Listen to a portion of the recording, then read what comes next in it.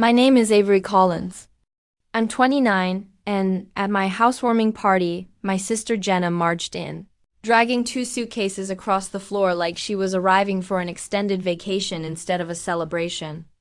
Her husband trailed behind her, wearing that smug, knowing grin he always saved for moments he knew would stir chaos. Jenna lifted her chin and announced, loud enough for half the room to hear, "Mom said we can live here." The laughter around us snapped in half. Hands holding glasses froze mid-gesture, the music hiccuped, and for one long beat, my living room transformed into a still frame. Then my phone buzzed. A message from Mom. "Don't make a scene." My fingers instinctively pressed against the metal of my grandfather's watch, the familiar weight grounding me while my pulse hammered louder than the conversations dying around me. What they didn't realize was that a single message one recording was already tucked away, waiting for the exact moment everything would break open. I grew up in a house where survival meant silence. The kitchen light was always too bright, bleaching every corner in harsh white while Mom slammed pots and pans around with more force than clarity. As the older child, I was the default helper, clearing plates, hauling out trash, apologizing for things I never did. Jenna, 3 years younger, floated through childhood untouched. When she spilled grape juice across the carpet, Mom only sighed and told me to grab a towel. "You're better at this anyway," she'd say. As Jenna flashed a sticky-fingered grin, pleased with her immunity, I wanted to speak up. But Grandpa Harold would always catch my eye from the old armchair, giving the smallest shake of his head, a silent warning that some battles weren't worth the bruises. Later, when Mom and Jenna were distracted, he'd slip me tiny lifelines of comfort. One day, he pressed a small box into my palm. Inside was his scratched, heavy watch still ticking steadily. "Keep your own time, Avery," he whispered. "Don't let anyone else run your clock." It hung enormous on my wrist then, but I wore it anyway, tucking the band beneath my sleeve at school like it was a shield only I knew about. It became the one reminder that I existed outside that kitchen and that house, still. Every unfair moment stacked up like stones. Birthdays were especially sharp. Jenna got the grand gifts, the pink bike with the shiny bow, the dolls with hair that smelled like plastic vanilla. I got socks and a book of logic puzzles. "You're the smart one," Mom insisted. Like practicality was something I should be grateful for. Everyone gathered outside to watch Jenna pedal wobbly down the driveway, cheering. I stayed behind, watching from the window, my unopened puzzle book lying in my lap. Back then, I didn't understand how the imbalance of giving and taking was being carved into me, shaping the way I'd fight for my place later. By high school, the pattern was carved in stone. Jenna glided through life on charm cheer practice, sleepovers, parties, boys who adored her. I worked 2 after-school jobs, shelving books in the library and bussing tables at the diner to save for college applications. On my 16th birthday, Mom handed me a thin envelope. "A bus pass for the semester," she said, already turning away. That same week, Jenna got an old Honda Civic with a giant ribbon stretched across the hood. "Don't be jealous," Mom warned, catching the flicker in my expression. "You're independent. You don't need extras." Thanksgiving echoed with relatives praising Jenna's bright, bubbly personality. "She's the sunshine of this family," Aunt Carol declared. My own plate was already empty. I'd spent most of dinner refilling drinks and checking pies in the oven. "You've always been the responsible one," Mom added, and everyone nodded as though it were some badge of honor. I swallowed the dryness in my chest and pretended the smile on my face wasn't cracking. Later, while I scraped dishes alone, Grandpa Harold appeared beside me. He didn't lecture or tell me it would get better. He simply rested his hand on my shoulder for a moment, his eyes warm with understanding. It meant more than words would have. I thought of his watch hidden in my nightstand drawer upstairs. The ticking of it felt louder in my memory than the clatter of utensils in the sink when college finally came. I left with 2 suitcases and a scholarship I earned through sheer exhaustion. Jenna stayed home, tried community college for a semester, quit, then drifted into one failed project after another. Mom had excuses ready on repeat. She just hasn't found her path yet. Meanwhile, I squeezed into cramped apartments, counted tips to scrape together tuition, and mailed money home whenever bills accidentally came addressed to me. I didn't realize then that every transfer, every mysteriously assigned bill, was building a paper trail that would one day save me. By the time I landed my first full-time job in Chicago, tiredness lived in my bones like a permanent tenant. I worked late nights drafting designs, fueled by cheap takeout and the thrilling, fragile hope that I was finally building a life that belonged only to me. Then the email arrived. Yearly bonus big enough to combine with my lifelong savings to afford a down payment. Signing the mortgage papers for the townhome felt like touching freedom. I stood in the empty living room, sunlight flashing across bare walls, and made a promise to myself. No one is taking this from me, but old habits don't die neatly. Mom called the next day asking if she could list the water bill under my name, just temporarily, until she sorted out Jenna's paperwork. My stomach tightened, but the automated version of me said yes. The bill came twice the amount I expected. I paid it anyway. Jenna visited that month. She sprawled across my new couch, shoes still on, and laughed. This place is perfect. Trent and I could totally live here. She said it jokingly, but her eyes lingered on the master bedroom door too long. I brushed it off, but later, adjusting Grandpa's watch on my wrist, I felt a cold tug deep in my chest, like time was shifting towards something I couldn't yet name. 6 months passed. A group chat pinged with messages about my upcoming housewarming. Jenna replied with emojis and a bold dibs on the master suite. Relatives responded with laughing faces. I stared at the screen, an ache building behind my ribs. At work, my friend Naomi teased, "Record everything. House tours, parties, you never know what you'll catch." She had no idea how prophetic she was. The night before the party, I walked through each room, checking locks, testing the doorbell camera, breathing in the faint smell of fresh paint. I wanted so badly to believe this house was safe, that it belonged to me alone. But the tick of the watch on my wrist whispered otherwise. The morning after the housewarming, I sat in my quiet living room amid half-full paper cups and the sour hint of spilled wine. Guests had sent photos, videos, and cheerful messages, but all I could see was the moment Jenna's suitcase wheels scraped my hardwood floor. I opened my doorbell camera app. The footage loaded immediately, Jenna hauling in her suitcases, Trent strutting behind her as if my front door were already his. I fast-forwarded. After guests left, Trent slipped outside and tugged the garage handle once, then again glancing over his shoulder each time. The lock held firm. I saved the clip, uploaded it to the cloud, copied it to a USB drive, and labeled it with the date. A clean paper trail. But proof of attempted trespassing wouldn't be enough. Jenna would twist it. Mom would defend her. I would somehow become the villain. I needed more. I opened my bank statements and scrolled through years of deposits, transfers, and receipts.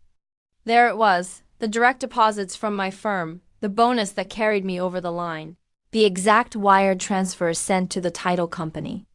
Every dollar had my name stamped on it. Then I opened an old email from Mr. Whitaker, executor of Grandpa's Scholarship Trust. As executor, I confirm Avery's award was designated solely to you, not a family disbursement.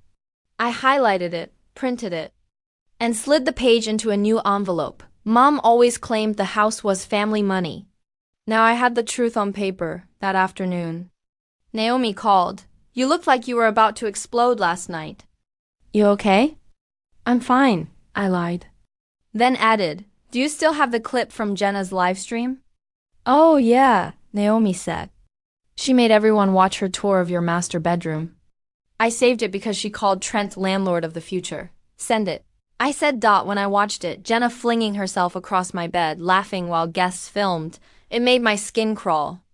But it was proof. She intended to stay. Later that evening, Marcus from work dropped by with HOA documents. "The guest policy is strict," he said, flipping to a highlighted paragraph. "No overnight stays beyond 7 days in a 30-day period without written approval."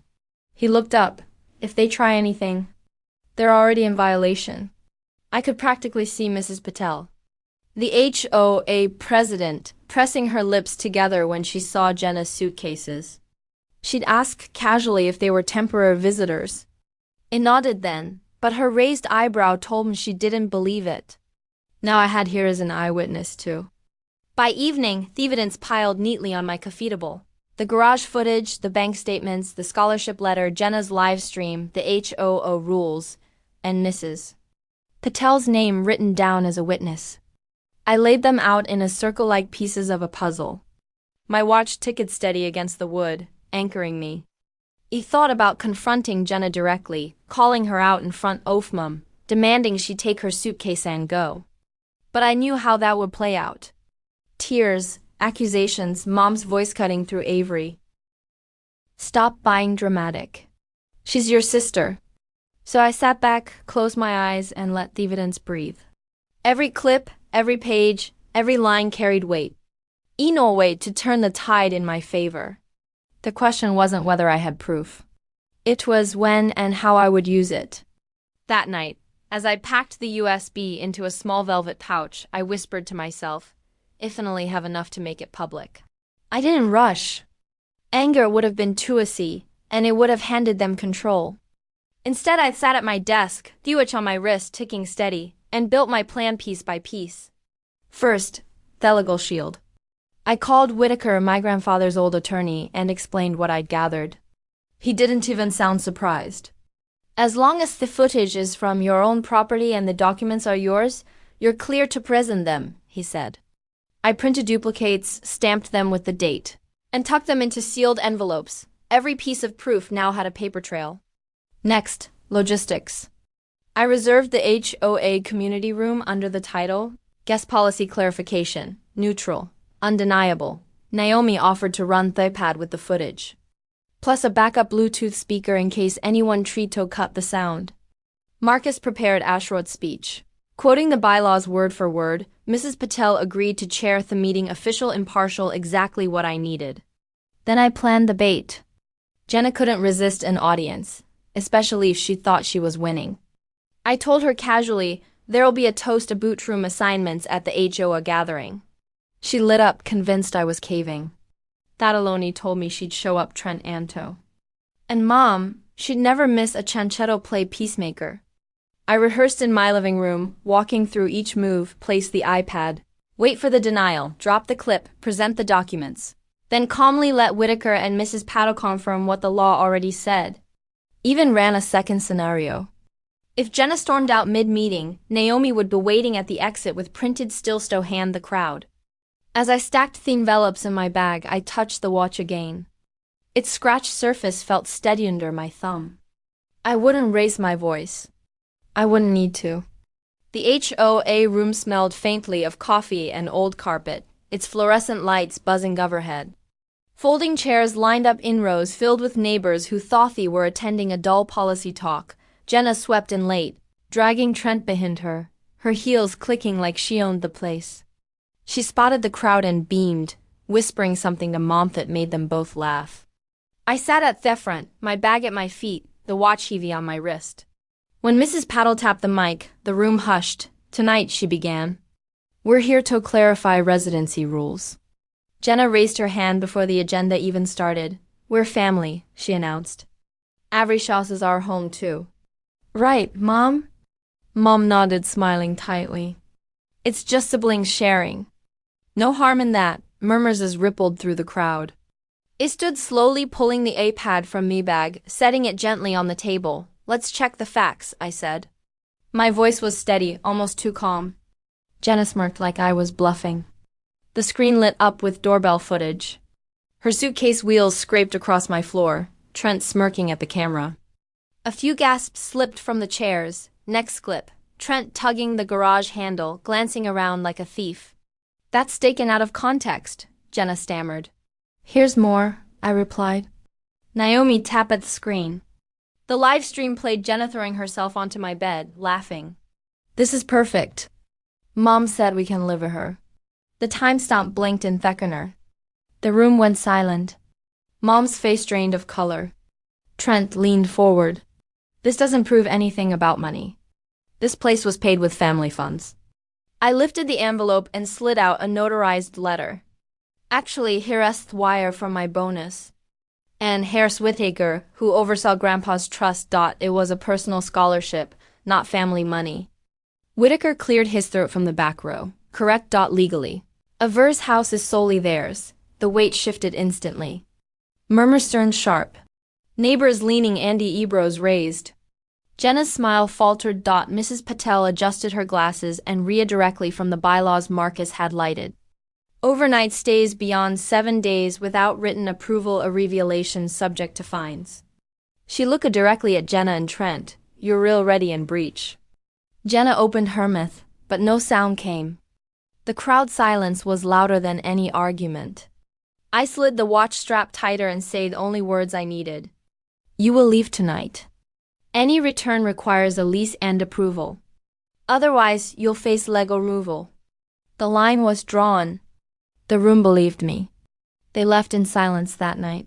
Suitcases dragged back out under the fluorescent glare of the HOA hall. Trent muttered curses under his breath. Jenna's face blotchy red. Mom trailing bend them, with her arms crossed tight like she could hold the whole mess together. But the neighbors had already seen everything. There was no story twist, no crowd left to fool. The next morning, Mrs. Patel slipped a copy of HOA violation notice into my mailbox. Clear, final, enforceable. Whitaker followed with a formal letter confirming my sole ownership. I boxed Jenna's leftover clothes and books, shipped them to Mom's address, and kept a signed inventory. No drama, no shouting, just done. The fallout spread fast.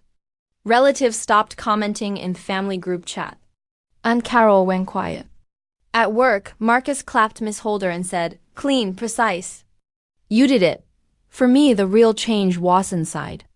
My hand didn't shake when I buckled Grandpa's watch that morning. The tick felt steadier. Lighter somehow.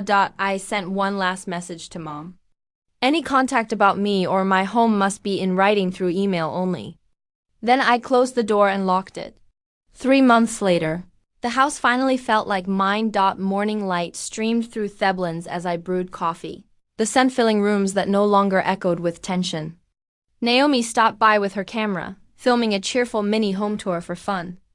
Marcus leaned against the counter, already sketching plans for our next project. It felt normal, quiet, steady mine. The watch sat in my dresser, not on my wrist.